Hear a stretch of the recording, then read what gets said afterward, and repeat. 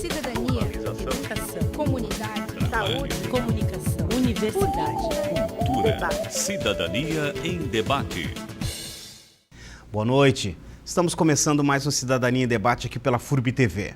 E no programa de hoje vamos falar sobre a condição da mulher blumenauense, catarinense e brasileira. As lutas, as conquistas e os desafios. E para falar deste assunto, as nossas convidadas são a professora e doutora em História Carla Fernanda da Silva e a escritora e também doutora em Geografia Urda Alice Klieger. Antes de começar a nossa conversa, é preciso lembrar que uma das mais evidentes desigualdades em nossa sociedade é a de gênero, que está associada a questões culturais e sociais. E daí que resulta grande parte dos preconceitos, discriminações e violências. E reverter este quadro exige conscientização de homens e de mulheres.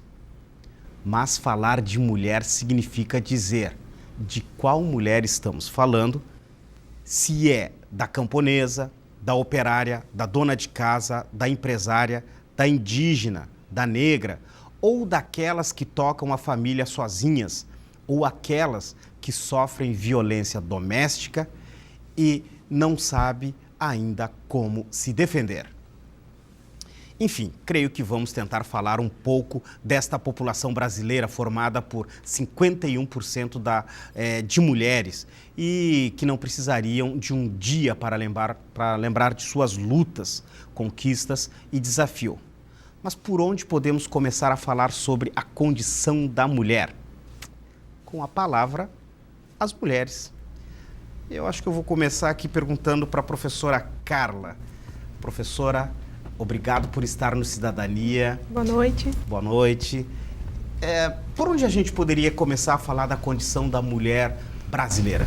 Pois é, eu estava aqui te ouvindo e fiquei pensando, eu acho que o primeiro momento é nós pensarmos aquilo que nós designamos como mulher. Uhum. Né? Nós temos talvez uma visão muito pronta da ideia de mulher.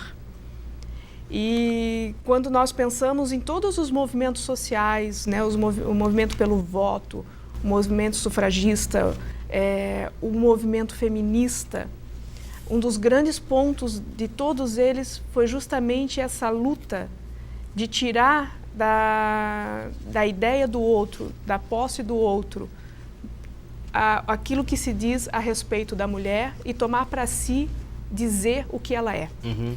Eu acho que esse é um ponto importante de nós começarmos a pensar. Eu acho que cada mulher tem que começar a olhar para si e pensar quem sou eu, mulher, nesse contexto histórico e começar a lutar contra muitos estereótipos também. Uhum.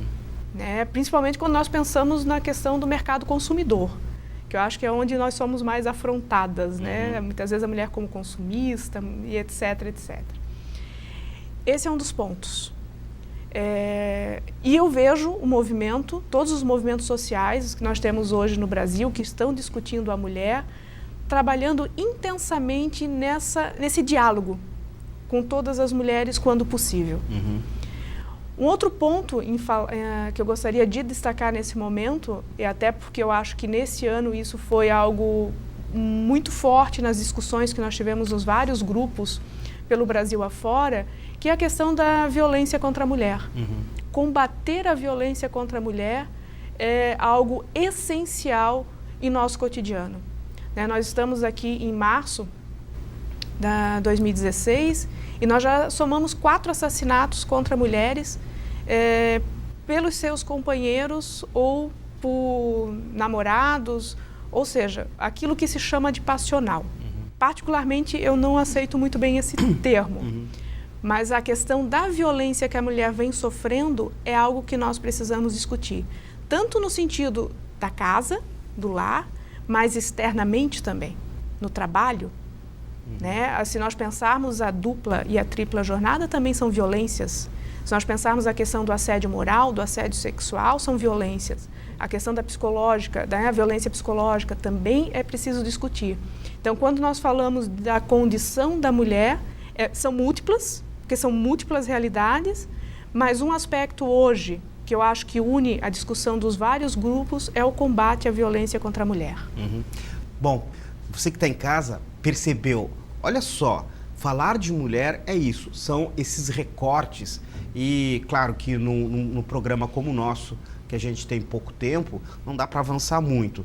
Mas eu gostaria também de ouvir, nesse primeiro momento, da escritora, da doutora em geografia, a Urda, que tem uma história no Vale do Itajaí, uma história em Santa Catarina, como escritora, mas também como mulher. E a Urda veio no nosso programa a nosso convite, gripada, mas ela veio, está aqui para discutir sobre a condição da mulher. Urda, boa noite, obrigado por estar mais uma vez no Cidadania em Debate. Boa noite, Carlos, boa noite aos ouvintes.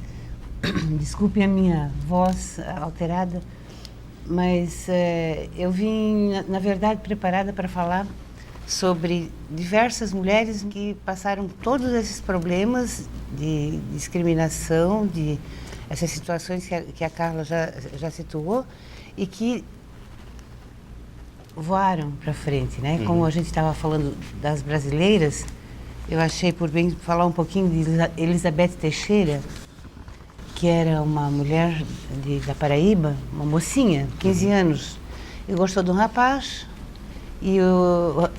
que era um rapaz com atividade política sindical. Os pais se opuseram ao namoro, né? Ela foge de casa aos 15 anos, casa aos 16, porque o rapaz era pobre e ela vinha de uma família abastada. O rapaz era pobre e era preto, né? E ela vai ter uma trajetória tão magnífica na vida dela, ela vai viver com o marido o tempo suficiente para eles terem 11 filhos.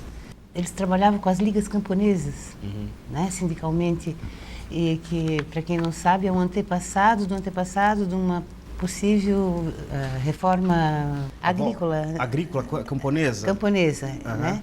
E aí, o marido sempre dizia para ela, eu vou ser assassinado, mas tu continuas no meu serviço. Ela teria 30 e poucos anos quando o marido é assassinado. O assassinato do marido dela dá origem a um filme onde ela vai trabalhar, inclusive, anos depois, chamado Cabra Marcado para Morrer. É que eu aconselho que seja visto. E ela continua a luta dele, porque os donos de canaviais e tal, porque eles, nessa altura eles estão em Pernambuco, né, terra do açúcar. Cortamos a cabeça da cobra, morre o movimento sindical, morrem as ligas camponesas. Mas ela continuou, no momento que o marido morre, tinha 1.200 operários da terra, né, sindicalizados. Daí a pouco tinha 2.400. Aí ela começa a ser perseguida e ela é presa, é torturada. Tem uma porção de coisas que acontecem com ela. Uma das vezes que ela volta para casa, a filha mais velha se suicidou porque achou que tinham matado a mãe também. Ela tem que entrar na clandestinidade, vai morar no estado do Rio Grande do Norte, vai morar em Cuba. Ela passa muitos e muitos anos assim, como se estivesse morta, né, clandestina. Dá de ver pelo rosto dela como ela vai ter assim, ela é jovem, ela é velha, ela é velhinha, ela é velhíssima.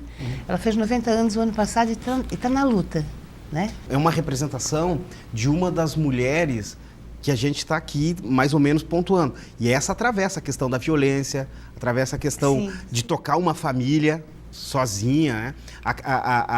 A questão do preconceito. Então, e tudo isso está, de certa forma, meio que marcando essa mulher, essa... Tudo é costurado. Costurado, né? Nessa mulher brasileira, né, Carla? Eu acho que tem um...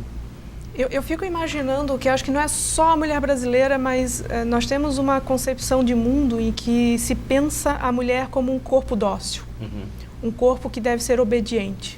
E uma mente mais dócil ainda para manter esse corpo docilizado. Cristão, docilizado. Isso. Por que falando isso? A Urda falando aqui da Elizabeth Teixeira e pensando quanto essa mulher, enquanto líder camponesa, deve ter incomodado. E ainda incomoda. E que não é lembrada, a Urda veio lembrar dela, né? Aliás, o não lembrar, eu penso até como algo meio proposital, né? Sim. Porque se existe uma pessoa que mostra que a sociedade pode ser diferente, que nós podemos estar superando aquilo que se entende como o correto na sociedade, e para muita gente o correto é o machismo, é a mulher submissa, Se uma mulher vem e mostra eu sou capaz, ela é simplesmente apagada, ela é esquecida da mídia para que ela não provoque reflexões em outras mulheres também. Né? Eu acho que isso que a Urda está trazendo é algo que foi também muito comum que a gente viu nesse 8 de março, nessa Semana da Mulher, de sempre alguém está lembrando de uma mulher, a mulher na ciência, a mulher camponesa, a mulher na educação, a mulher política, porque realmente nós somos continuamente levadas ao esquecimento. Né? E essas lembranças elas são necessárias para mostrar para todas que é possível você superar, sim, aquilo que nos é imposto. A Urda trouxe outras figuras também, né? Sim, da América. Da América, né? Eu gosto muito de uma figura chamada Domitila Xungara. E ela é de onde, Urda? Ela é da Bolívia, ela é uma mulher mineira. E eu passo a prestar atenção nela a partir do Eduardo Galeano ter assistido uma vez uma assembleia um dos principais pensadores da América Latina, né? Uma assembleia de mineiros, e aí todo mundo discutindo isso e aquilo, até que a Domitila Xungara se levanta e ela vai dizer o seguinte: companheiros, o inimigo principal qual que é? Né? É a ditadura militar? É a burguesia boliviana? É o imperialismo? Não, companheiros, eu quero dizer-lhes uma coisa certa. Nosso inimigo principal é o medo, e ele está dentro de nós. Essa mulher, ela conseguiu coisas fantásticas. Ela, num momento que a Bolívia estava numa ditadura militar, ela pega as crianças e mais 4 mulheres. Diz que eram, no total, 5 mulheres e 20 crianças. E vão para a porta do Palácio do Governo fazer uma greve de fome. Essa greve, daqui a pouco, tem 1.500 pessoas que aderiram, depois tem 1,5 milhão, e as greves na Bolívia são umas coisas muito bonitas, porque elas são feitas sem violência, elas têm uma coisa de pacifismo, assim. E ela derruba o governo militar, ela vai derrubar 2 governos, ela vai conseguir muitas coisas, vai sofrer muito também, porque teve uma infância muito difícil, muito infeliz. A mãe morreu quando ela tinha 10 anos, já tinha mais 5 irmãzinhas para ela cuidar. Né? Ela se casa com uma liderança de movimento sindical mineiro, e ela vai viver muitas experiências nisso aí. Assim, tem 11 filhos com o marido, só 7 sobrevivem, porque alguns vão sendo perdidos, vão morrendo por maus tratos. Uma das crianças, por exemplo, nasce quando ela está presa, sem nenhum cuidado, e a criança morre de parto, né, sem ninguém cuidar dela e tal. E ela se torna um ícone, né, americano, assim, uma mulher que não teve nem a chance de ir para a escola, e que depois escreve livros que são famosos ao longo do mundo todo, né, foi candidata ao Nobel da Paz e tudo mais. Novamente temos aí a temática presa na questão da violência, né? Bom, a gente está tratando aqui falando de mulher do modo geral, e a gente já tentou amarrar aqui por qual caminho nós vamos discutir essa condição da mulher. A gente vai fazer um intervalo e, na volta, nós vamos abrir um pouco mais essa discussão, ou fechar um pouco mais, para falar desta mulher ou destas mulheres. A gente já volta.